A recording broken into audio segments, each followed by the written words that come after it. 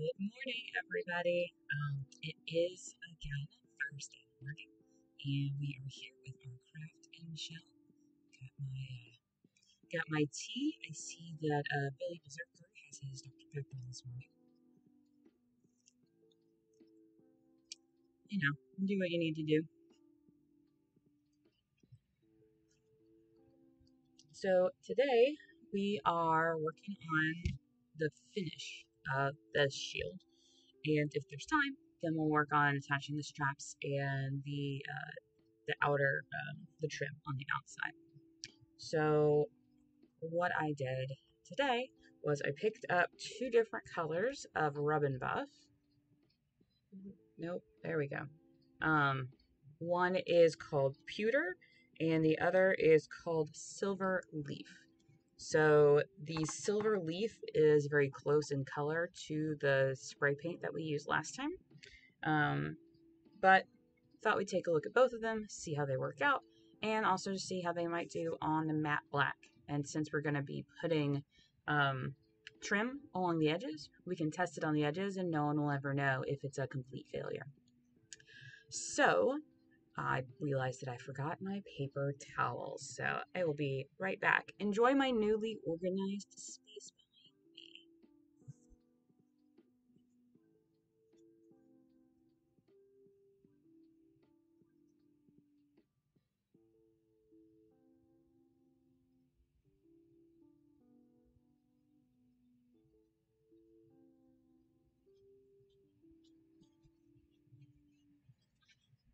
All right, so for this part of the process, we are going to be using the Rub and Buff as our sealant and paper towels to apply it. You can use a soft cloth if you've got an old washcloth or something like that. Um, the cool thing about Rub and Buff is that it is a wax sealant, so we don't need to spray any sort of clear coat on top.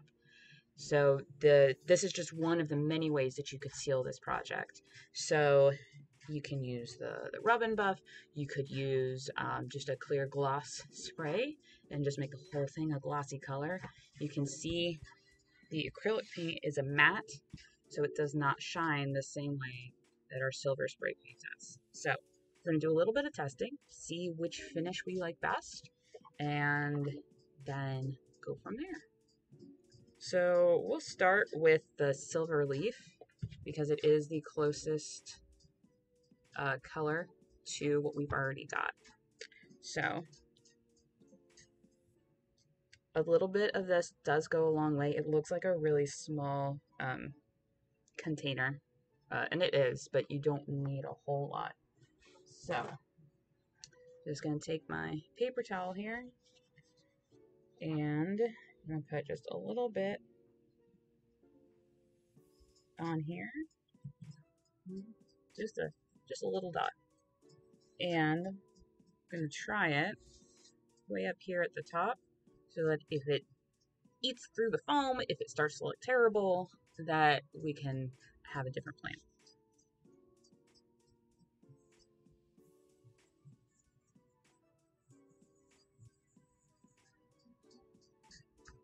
So you can see there's a slight difference already, but the more that you sort of polish it, the more that it gives it that sort of silvery kind of shine. So I don't know if you can tell, but there actually is a little bit of a difference here. So we're going to try it in this black area. I already bled over a little bit, so.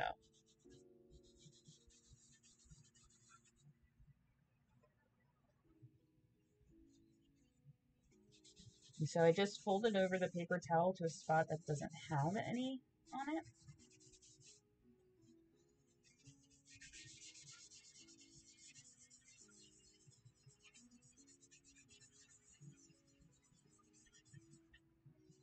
So here's what it looks like with it on the edges here. So what I think we can do is we'll try the other color, which is a little bit darker. And this, so here is the spot on the paper towel where we used the, where we were using the product. Then here's the spot on the paper towel where we were taking off as much as we could. And the cool thing about Rub and Buff is that the more that you rub it, the better it becomes. This is going to be a very dirty stream, apparently. But, so it gives it just a little bit of shine. It is going to be picking up on the brush marks, which is okay, because we can also use it for, like, to make it look scuffed, right? So if that's the case, then the other thing we can do is, I've got some clear acrylic that we can apply as our coat if we don't apply it everywhere. So let's try the darker color, and this one is the pewter. So this is Silverleaf, and this comes in all sorts of different colors, not just silvers. It comes in gold. There's a cool red one that's sort of a rust-looking thing. So it really is a neat way to put a cool finish onto projects, especially when you're working with a foam to make it look less like foam. So we have that'll be our Silverleaf towel. All right, so fresh towel for the pewter color. See what that looks like. And again, this was just a little bit, and it does go a super long way. So just a little bit of the pewter. So here is on the paper towel, here's the color difference. So this is the Silverleaf right here, and this is the pewter. So we're going to try our pewter in a little corner up here.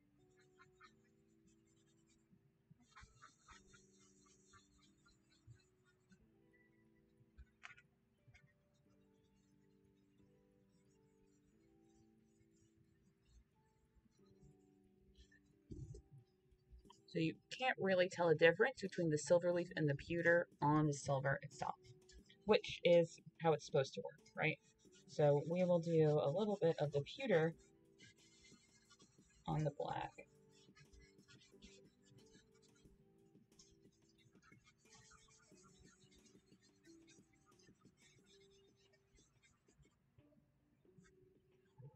So there is a slight color variance. So the Silverleaf is on this side, and the pewter is on this side. So I like the way the pewter looks on the black. That looks a little more worn, right? This. Good morning, Taryn. We're just looking at Rub and Buff colors. So we've got Silverleaf over here on this side and pewter over here on this side. So I think it would look really cool on the edges. And any spots where, so you can see, I don't know if y'all can actually see that, but there are a couple of white spots where the paint didn't quite get in there. And we have a couple of boo-boos here in the silver, so we can use our Rub and Buff here as well to sort of distress it. So I think I like the pewter best on the darker area versus the Silverleaf. So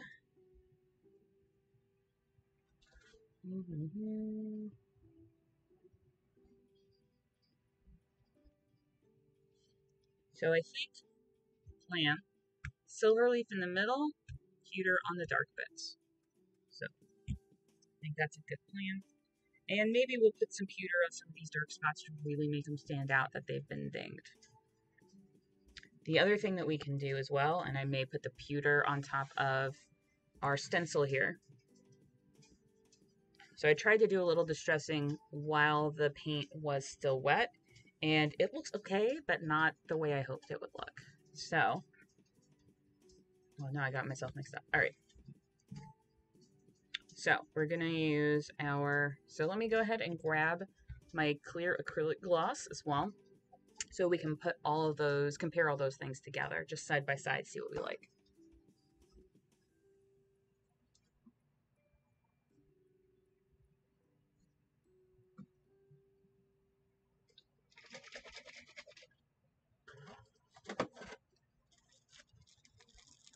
So this is another Liquitex acrylic medium.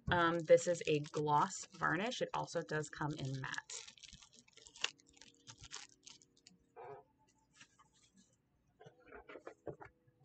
So this is what we're going to work with here. So this is what I have that's not in a spray form. I have a bunch of different finishes in spray form, but I want to try and keep the integrity of the silver, and I don't want to tape all over it. So we will try a little bit over here.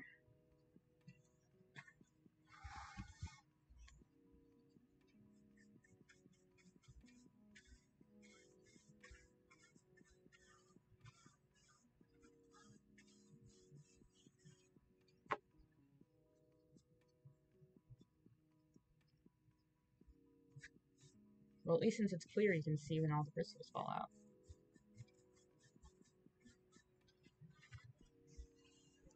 So see there, it sort of now matches the shine of the silver paint.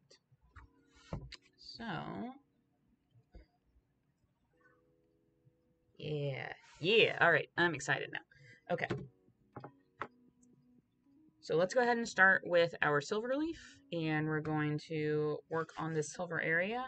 I'm gonna let the gloss section dry, and then try and put some rub and buff on top of that, see what that looks like, and then we can have a final plan.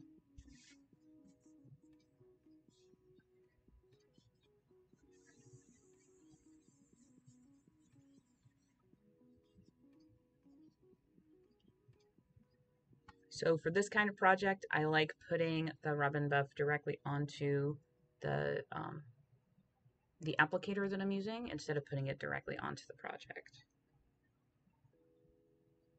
I just feel like I have more control that way.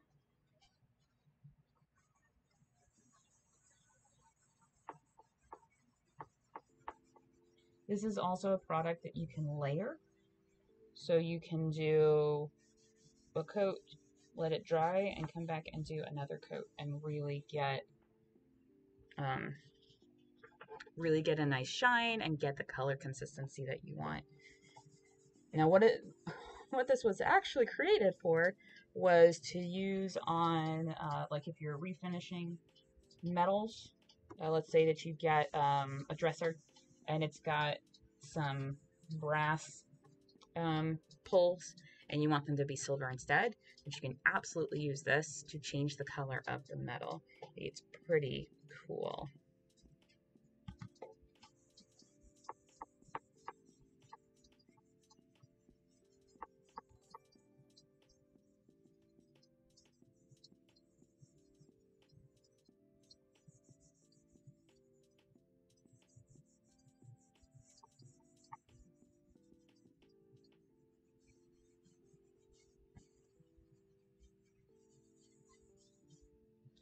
Thanks for the follow, Pink Party Goblin. I appreciate you. So, I don't know. I can't really see it. See? Talking about a 6-foot rule from last time.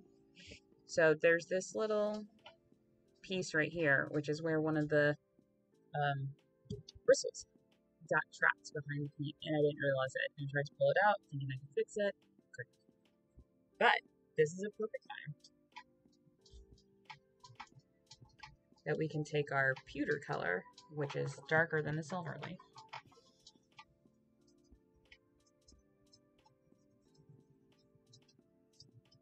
and see if that will give us a little bit of depth so it looks like it's on purpose.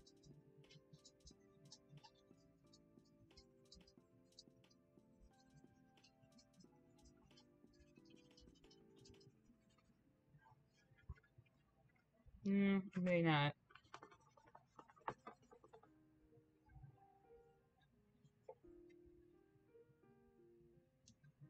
If all else fails, we'll just take some acrylic paint over it and paint it a darker color.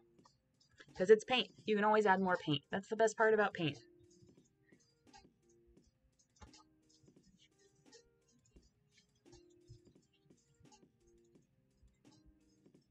That's why I'm a fan of painting rooms in your house if you can, you know. Obviously, if you're renting, you should probably get permission first. But it can just change your whole day. So one thing, so this was the spot that we oversprayed and then sanded down. So it had a few little sort of circular spots where we had sanded, And the rub and buff is actually covering those imperfections.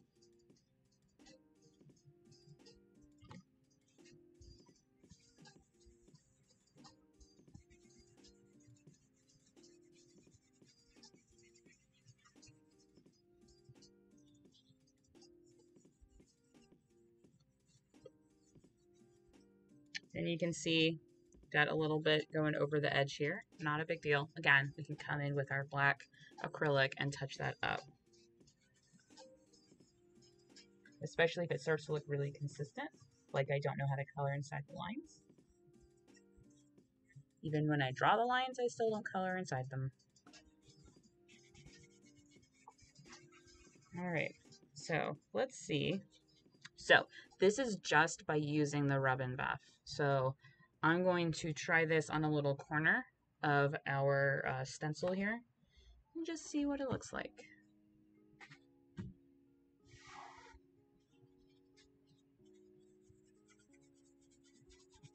All right, that is exactly what I wanted. So I'm putting really light pressure on it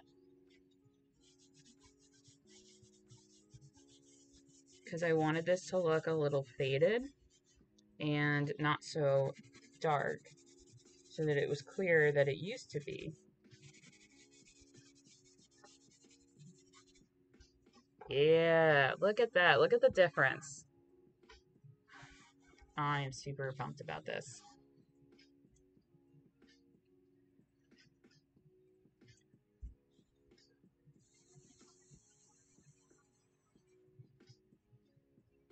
All right.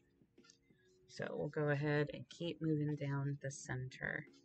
And again, this is your project. We're just building it together. So if you like it really dark and crisp, then work around the stencil. And if you don't want the stencil there at all, this is all just finishings at this point. We have done all the hard work already of just the construction. Now we do still need to put the straps on the back, but I figure we do all the glue at the same time.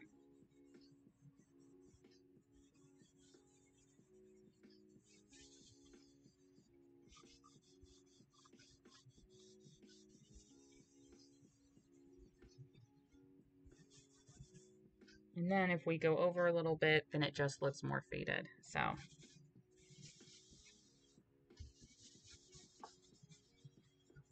now that I'm in the area with the rest of my lettering, again, I didn't put any more onto my paper towel. Got a little overzealous there on that side. That's okay.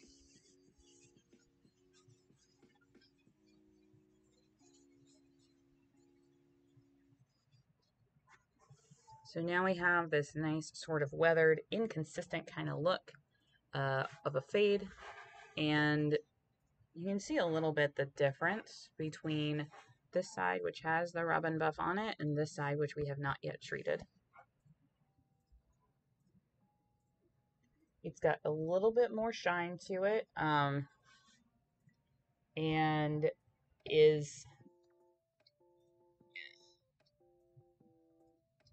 it looks a little more metallic than just the silver spray paint does. So that's cool.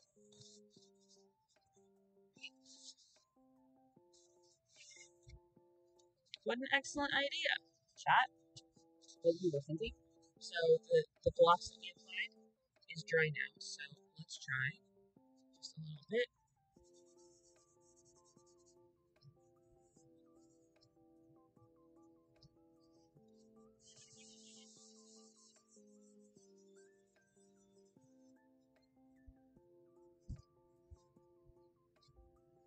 So by sort of spreading out this corner, you can see that it's sort of taken over.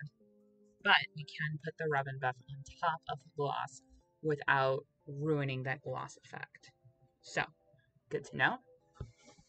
So let's go ahead, before we finish the center here, we'll go ahead and put our clear gloss on both of the black sides so that we can seal in the paint. And then we can put the rub and buff on top. And before we do that, because you make excellent points, I'm trying to maximize for display time. But I feel like we should probably finish the middle first because I'm going to go over in some more areas and then we can clean that up and then go back. But it's not a lot of paint, so it shouldn't take a long time to dry. So, y'all are right. Y'all are right. Okay.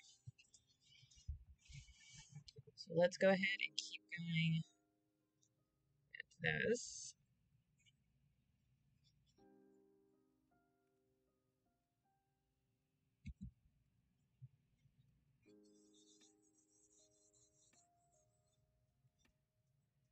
Probably not today, because I'm just going to be using acrylic, and I can do that here in the safety of the craft room.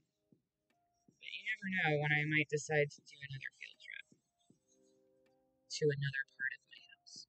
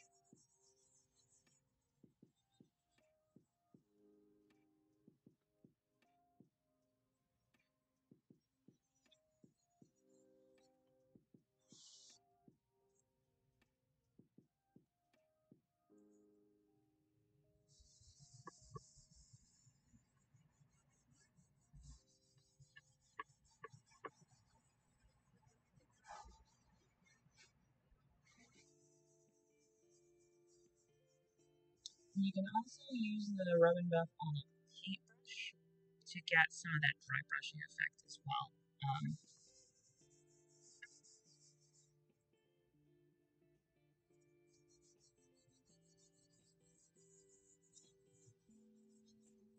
So you might use the rust colored one as sort of a weathering technique to make something look more weathered. I think there's like a greenish one or maybe a copper kind of base.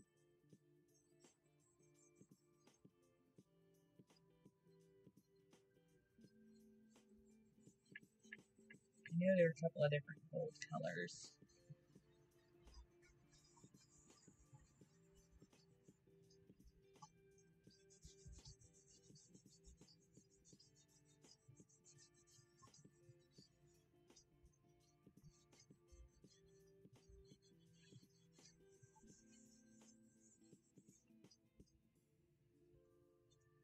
All right, so we're gonna let that sit. Um, it doesn't really come up off of your hands if you brush on it because the wax seals the color in. So that is always a nice thing.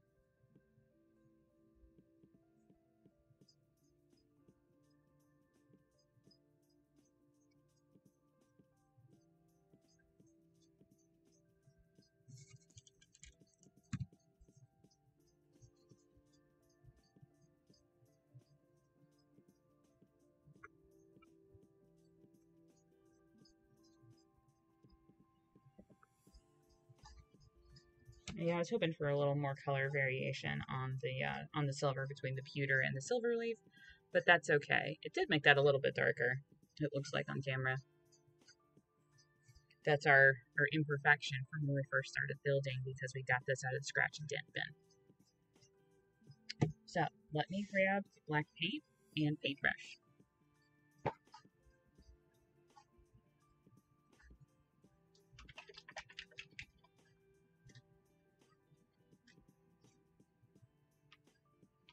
Great. I'm gonna give. No, I lied. Sorry. I was gonna use the silicone brush, but I remember that it doesn't really, it just pushes the acrylic paint around. So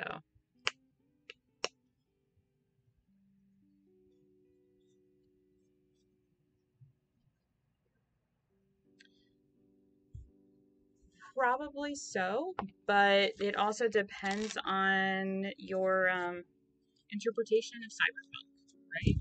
That if you've got these big shining cities and then you have just a bunch of land where everybody's abandoned the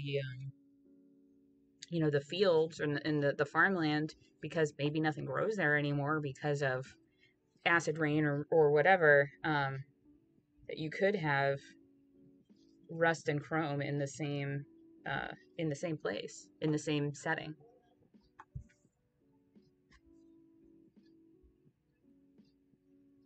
Again, got a very fancy palette. And this time I'm going to use a foam brush because it has this edge to it.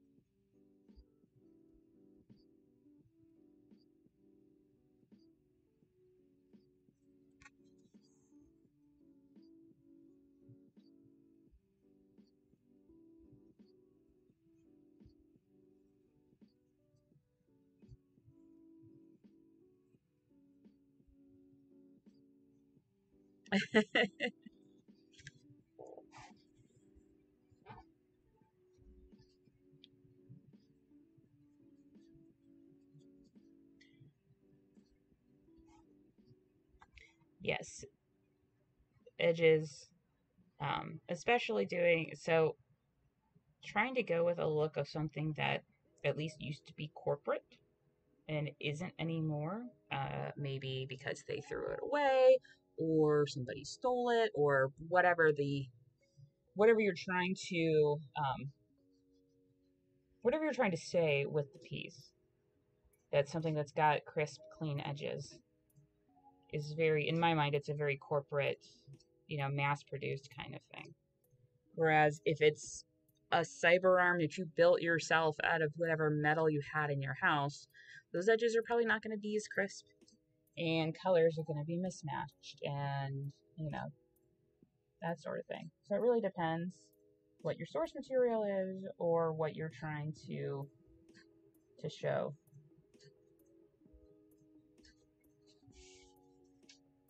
There you go. I'll let that sit and dry. I'll go over here to this other side.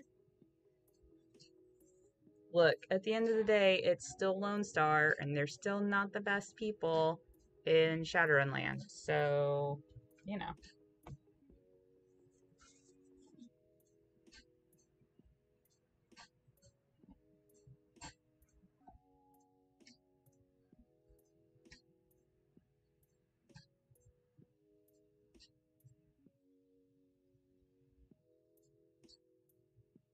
And was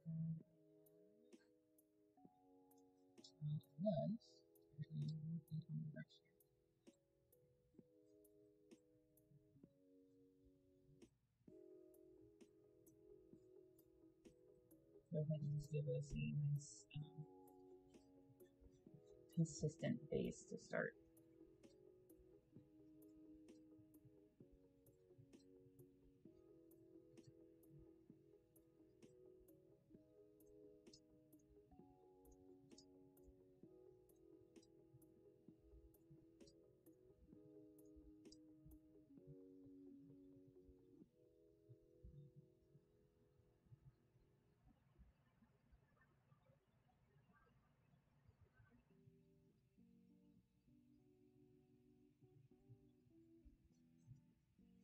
And just like last time, the real trick to getting straight lines is to look where you're going, not where you are, and maybe not put your finger in wet paint. But that part is completely optional and up to you.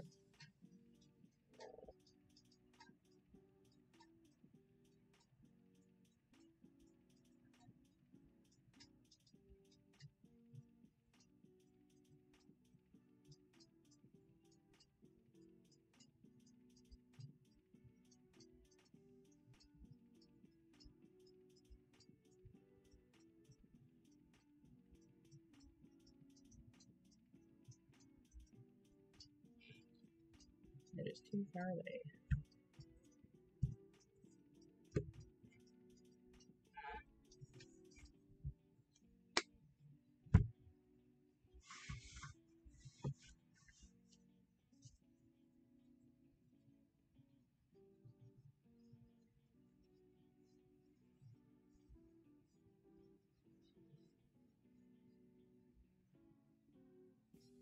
Alright, so I'm going to catch this corner up here, and we'll let it dry so that we can come back in and work on it. And in the meantime, we can put down the plastic to cover our view hole since we have finished treating the middle.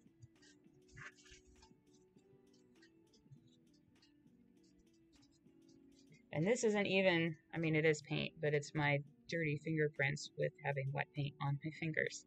So we'll go ahead and catch those too.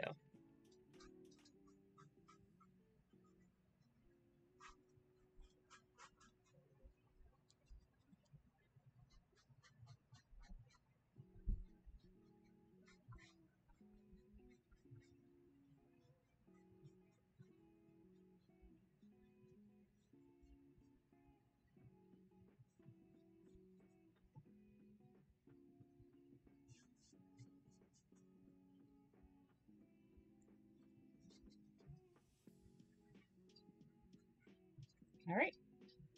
So that is all our touch up. So we're going to set our paint off to the side. That is. And let's grab our plastic piece.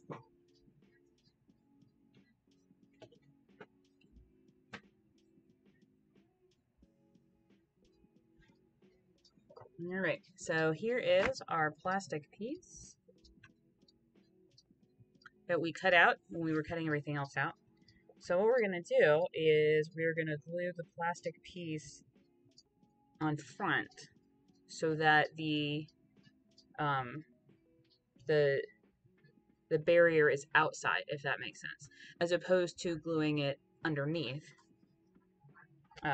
which would look like that, right?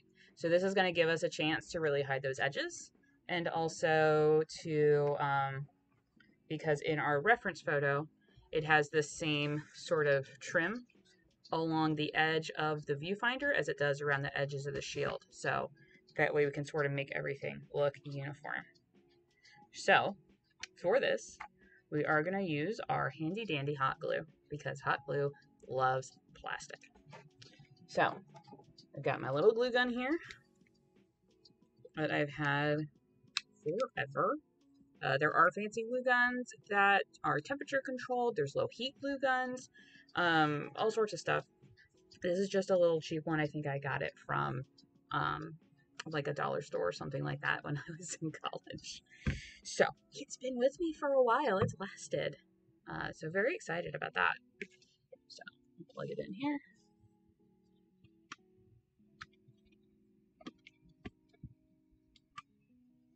And make sure that our plug is turned on. And we'll let that warm up a little bit. All right. Yeah, so while this is warming up, I will take this chance to let y'all know that we are still running our, it's not a special, our thing for Pride. We've got our Pride Anarchy collection over on our Etsy store, thegeekforge.etsy.com, with 15% of the proceeds going to a local charity here in Atlanta called Lost and Found Youth. lnfy.org is their website, and they help homeless LGBTQ plus youth in the Atlanta area. So we're big fans of theirs, so we're donating a portion of our profits to them for this month.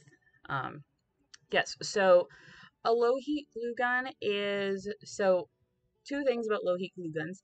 The first is that you need low heat glue sticks to operate the low heat glue gun. The second is that it is really good for things that have high melting points. So if this were a thinner plastic, definitely. And so it's got its pros and cons. I have not yet found a reason to really need a low heat glue gun personally. I have been looking at ones that are variable heat, where it's low or high heat. But there is always the danger with a glue gun that you will burn yourself. So that is also something to take into consideration, especially if you've got little people around. That a low heat gun may be a safer option for you. But I do not. I was looking. I've got a glue chart up here that I was looking at. So hot glue is good for plastic and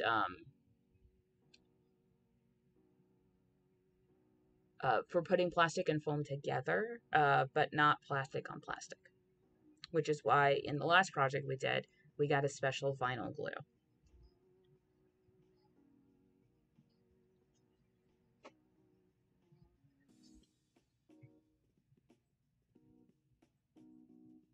So I should probably do some more research on low heat glue guns, maybe write a blog article about it, responsible things.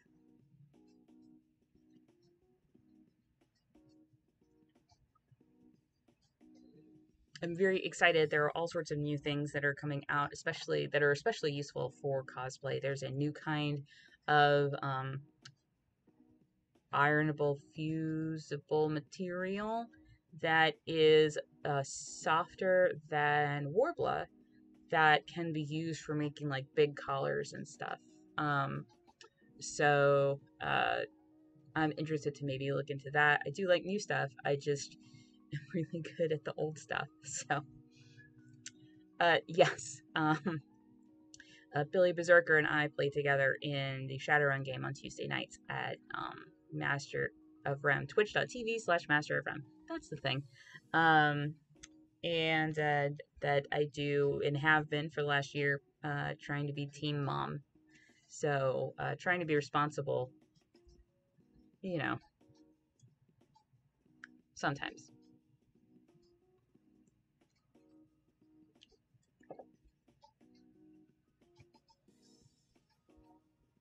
All right, so the glue gun is almost warmed up here, and since we've got the hot glue out, we'll go ahead and grab the rest of our hot glue pieces, and yeah, maybe we'll do some straps on.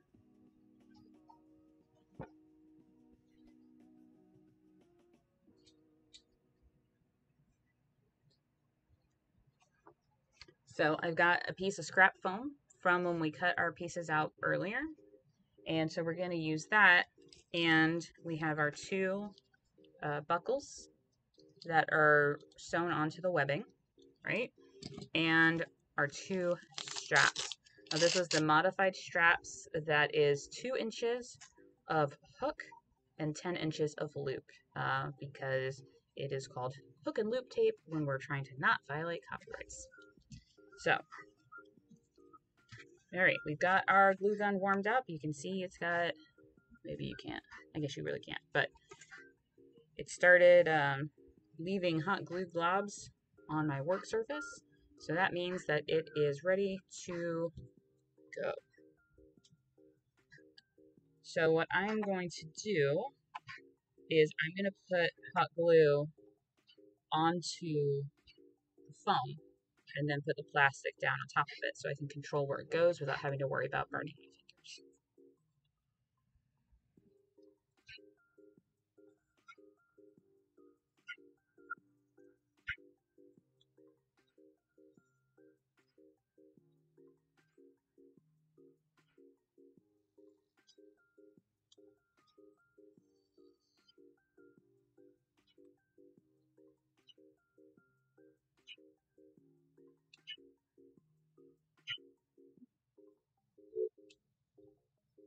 Oh, it's just like sewing.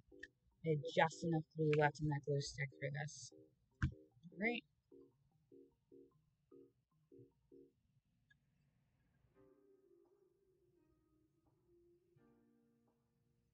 There we go. So I'm going to push it down and try and sort of push it towards the middle where the hole is so we don't have to deal with glue coming out the edges.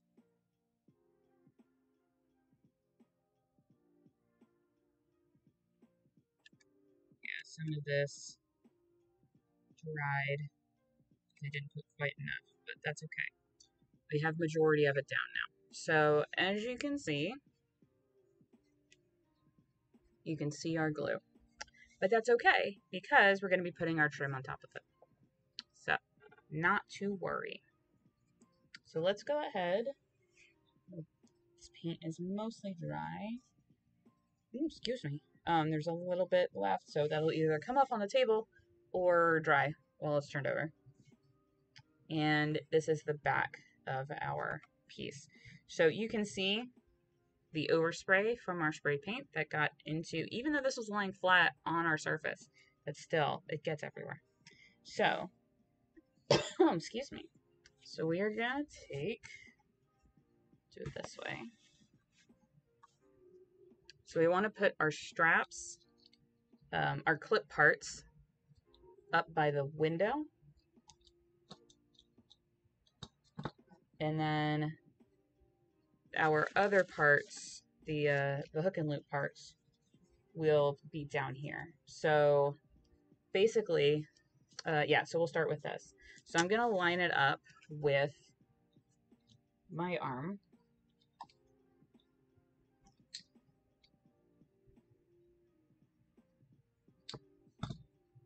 So I'm going to put it right inside of the view window.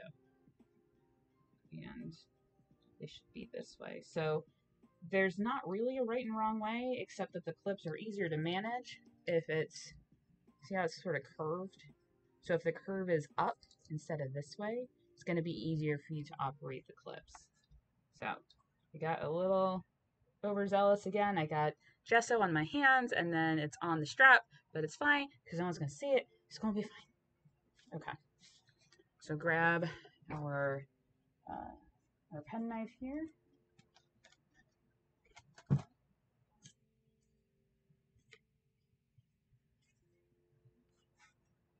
And so what I'm going to do is I'm going to make a foam sandwich, delicious, with our scrap foam here. So we're going to glue the foam and under the straps, and then the straps to the foam. So, yep, see? 6-foot roll. Also, it's the back, so if you're staring at the back of my shield, then you're way too close. So I'm just going to score this. So it's just a little cut, and then I'll be able to cut all the way through. I don't want to run the risk of cutting all this hard work that I just did. Alright, here we go. So that was our first piece. And we're showing it to nobody. And then we'll cut our second piece, which will be for the hook and loop tube at the bottom. It will be the same size.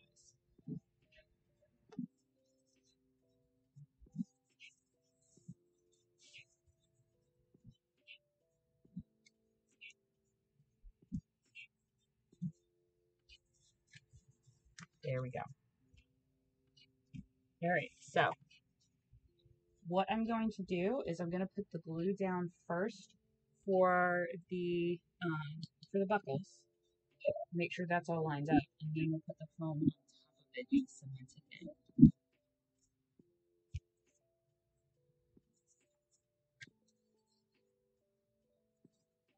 It's easier for everybody.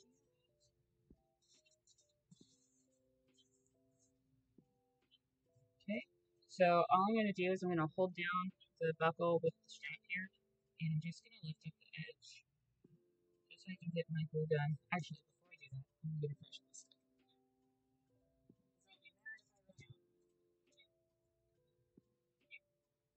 You can also, if you find yourself doing a lot of hot gluing, there are big like rolls of hot glue, so you don't have to worry about the tiny sticks all the time. But I have a bunch of tiny sticks, so I'm going to use them.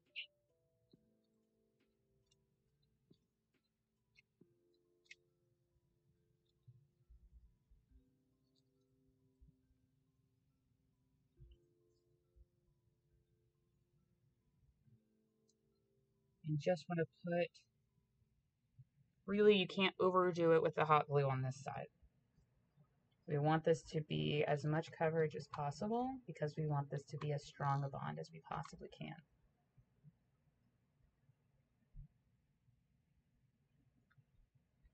All right. Now we're going to take our hook and loop straps and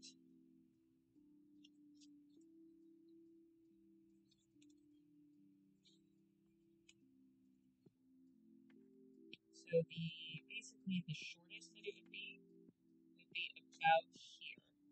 We want to leave about a half inch or so that the fold has something to hold on to. So it's not going to go the full 10-inch distance that we cut, if that makes sense. So I'm going to go ahead and remind myself, make these as equal as I can.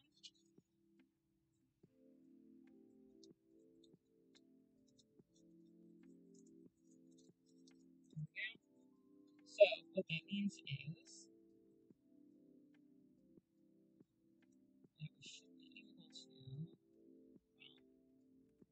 well, don't want to get ahead of myself.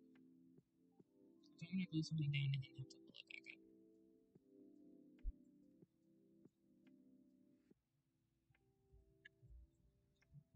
All right, that's pretty secure. So the idea is that it's going to go through here. And now I had 3/4 inch buckles on hands. I do recommend inch wide buckles and inch wide hook and loop tape for just this reason.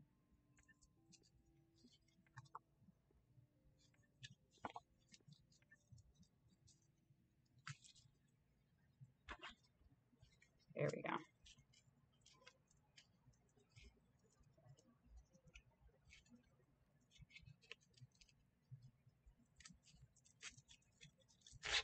There it is. Okay.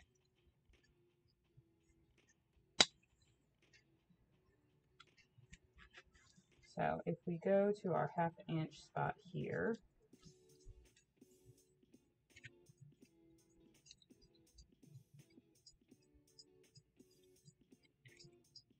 let's see, for me, that is perfect.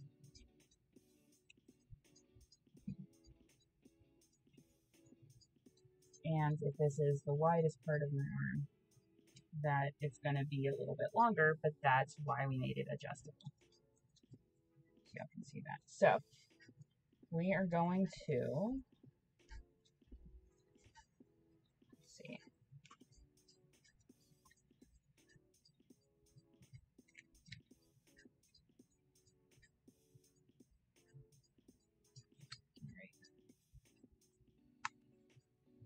So we're going to glue the strap with a little bit of a curve to it because it's never going to need to be longer or shorter rather, if that makes sense. So if we put the strap straight, what's going to end up happening is that we're going to have less ability to maneuver our adjustments. And we don't want to run into not being able to wear it. So I'm going to take a pencil, just a drawing pencil, and now that I have sort of eyeballed it on my own body, I'm going to draw a line right here, which is where we're going to match up. So it's a little indentation. That's right there. And then we're going to take a ruler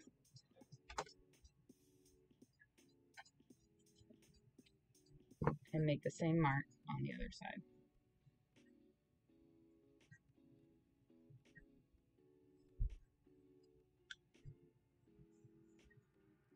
So that you all can see it.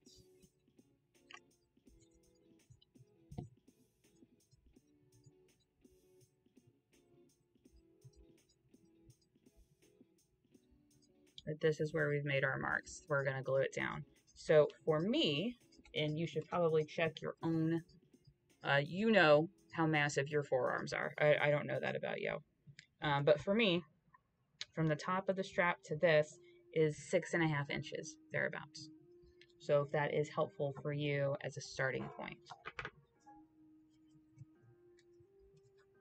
So make sure that these are still even, and they are. Perfect. Okay. So we're going to glue going up to the line.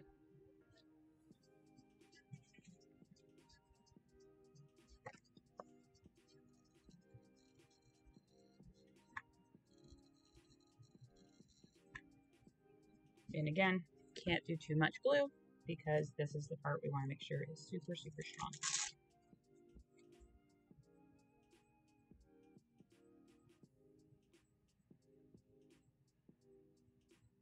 We go just like that.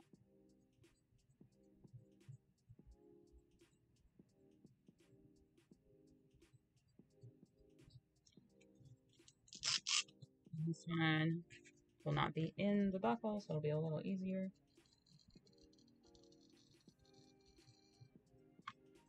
There we go.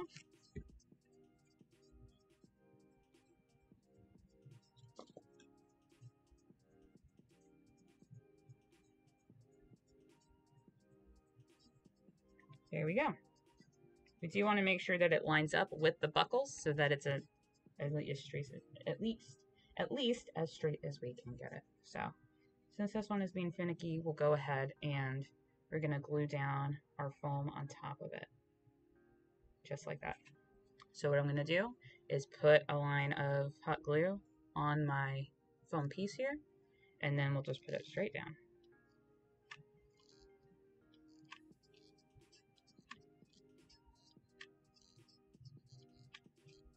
I am working kind of quickly because I don't want the glue to cool before we have a chance to place it. Here we go.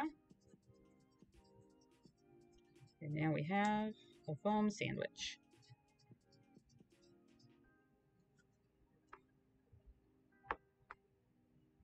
All right. And then we're going to do the same thing on the top. So again, we're going to take our foam scrap piece here, and it's going to go just like that. And it lines up with the bottom of our viewfinder window, just because that's easy.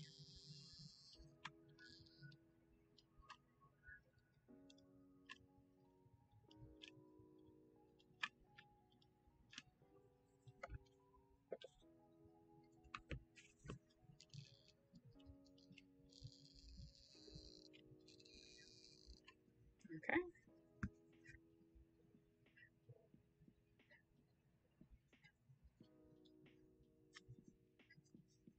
We're just going to press it down as firmly as we can. Yes, it does cool fairly quickly, which is why I prefer to use contact cement when I'm working with foam, because then you have to let the contact cement get tacky before you can use it, but you have more time, especially if you're doing big pieces.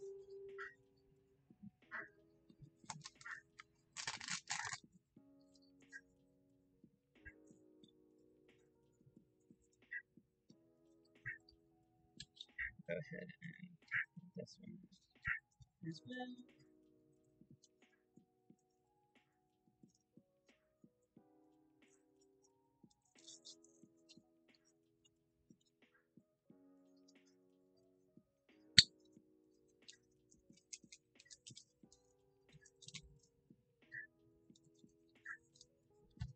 And we have our straps installed. So let's go back over here. All our paint is dry. You see, the other reason that I wanted to wait for the straps is that it does elevate our working surface, so it's no longer flat, but that's okay. So let's go ahead and unplug our glue gun, because I'll forget that it's plugged in, and then I'll be sad when I burn my house down with a glue gun. All right, so paint is all dry, actually, of the black. So going to very quickly, in the next 3 minutes, we're going to put our gloss on, and then next week we will do our last bit of weathering and sort of detailing, and then we will glue on our trim, and we'll be done. And we will have spent 5 one-hour sessions building a foam shield together.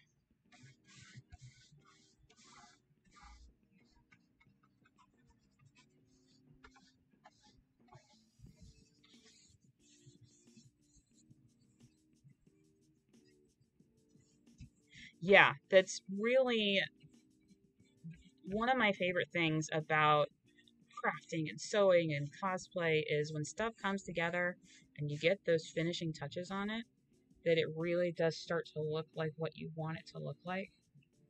And the idea that you can take something, you know, like foam and make something completely different out of it is really, it's really fun and exciting for me.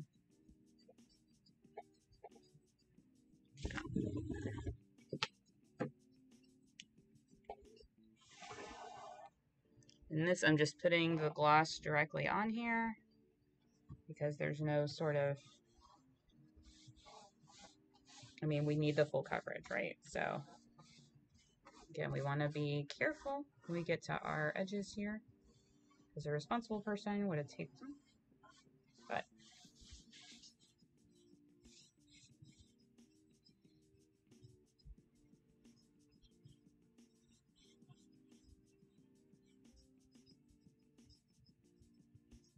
and again, just using the 2-inch chip brush to apply.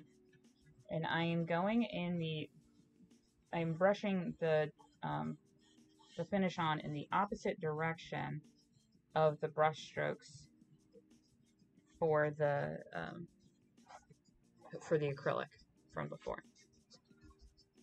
That should help to even things out a little bit. Again, sanding and stuff like that would definitely make things super smooth, wet sanding and all of that good stuff. But you're trying to keep this nice and basic. That is a good starter intro to foam project. So if you would like to wet sand and get fancy with it, you go right ahead.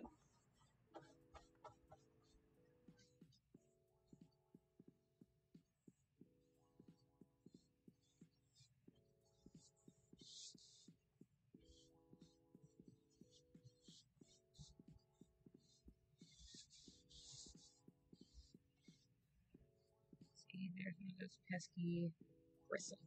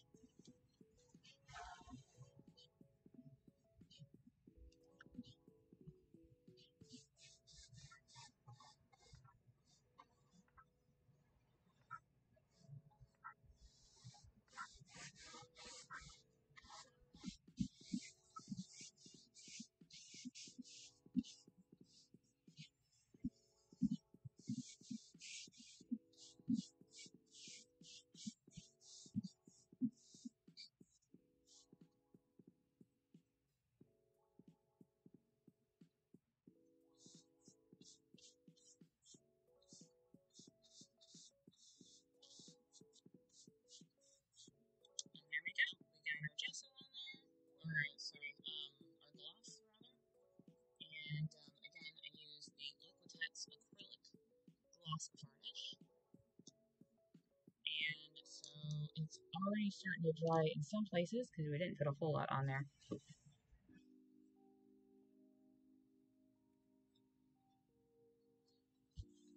So this should give us a little bit of shine to match the shine of the interior.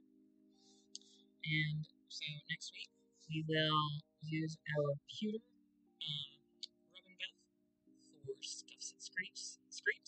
We might do a little something for this little dent down here to make it stand out more, because why wouldn't we want to draw attention to our imperfections? And then we will trim, and we'll put trim around the viewfinder and around the edges as well. So the plan for the trim is to take it, and so the way that this trim comes is it's a bias tape, so it is folded in on itself, like so, that it comes this way. So the plan is that we are going to just do little sort of bumps. We might put some polyfill in it to make it look a little puffier. I haven't decided yet. I'm still thinking on it. So, in any event, we don't want to do just flat, right? We want to do it so that it looks a little like it's tacked down. And we will be using the hot glue to pin it down basically like this. So that, I don't know how well y'all can see that. So it's got little loogies basically. Just to add to the sort of futuristic kind of look that we're going for. So yeah, and so that is it. It is after 11. So I want to thank everybody for stopping by. And yeah, don't forget, you can find us anywhere online at the Geek Forge, except for Instagram and TikTok, where we're just Geek Forge. And other than that, we're on Etsy at thegeekforge.etsy.com. We're on our website, thegeekforge.org. And you can come hang out on Tuesday nights at 8 p.m. Eastern Time for Shadowrun Missions Season 6 at twitch.tv/Master of Rep. And we are still running our Pride Anarchy collection, which you can find over on our Etsy shop right now, with 15% of the proceeds going to the Lost and Found Youth, which is an organization here in Atlanta which helps homeless LGBTQ plus teens. So come check it out, and thanks so much for hanging out, and I will see you all next week for our final episode, I guess, of our build along of the first thing that we have built together from the ground up. So thank you everybody for coming. I hope you have